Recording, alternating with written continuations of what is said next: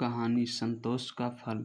एक छोटे से गांव में रामू नाम का एक किसान रहता था।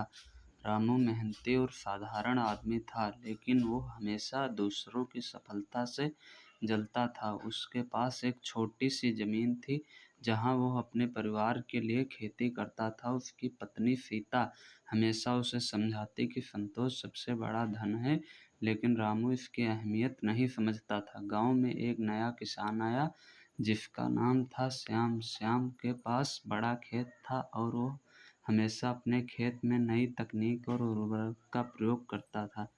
उसके खेत हरे भरे और फल फूल से भरे रहते थे। रामू ने श्याम की सफलता को देखकर जलन महसूस की। उसने भी ठान लिया कि वो किसी भी हाल में श्याम से अच्छा किसानी बनेगा। रामू ने अपने खेत में हर संभव प्रयास किया, लेकिन उसकी फसल कभी भी श्याम के खेतों की तरह अच्छी नहीं हुई। उसे समझ में आ गया कि मेहनत के साथ साथ संतोष भी जरूरी है, लेकिन वो अपनी जलन को छोड़ नहीं सका। एक दिन गांव में एक मेला लगा। सभी लोग वहां अपने अपने सामान और फसलें बेचने आए थे।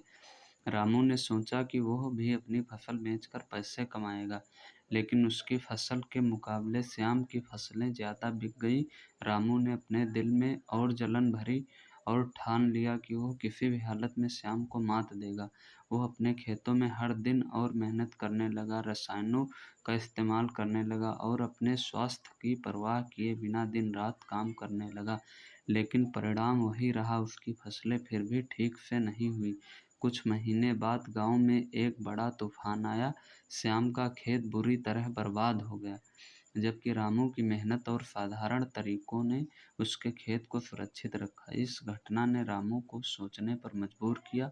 उसने महसूस किया कि उसकी साधारण जिंदगी और संतोष की भावना ने उसे सुरक्षित रखा था। रामू ने सोचा, क्या मैंने हमेशा दूसरों की दौलत के पीछे भागने में अपनी खुशियाँ खो दी? उसने सीता से बात की और उसने बताया कि संतोष और संतुलन ही जीवन की असली खुशियाँ हैं। रामू ने अपने दिल से जलन को मिटाने का निर्णय लिया और श्याम की मदद करने का सोचा। रामू ने श्याम को उसके नुकसान के लिए सहानुभूति दिखाई और उसके साथ मिलकर काम करने का प्रस्ताव रखा। श्याम ने रामू की मदद स्वीकार की और दोनों ने मिलकर नए सिरे से खेती करने का फैसला किया। उन्होंने एक दूसरे की तकनीकों को सीखा और एक दूसरे की सहायता की। धीरे धीरे दोनों के खेत फिर से हरे भरे हो गए। रामू ने समझा कि दूसरों की सफलता में जलन नहीं, बल्कि सहयोग और दोस्ती होनी चाहिए।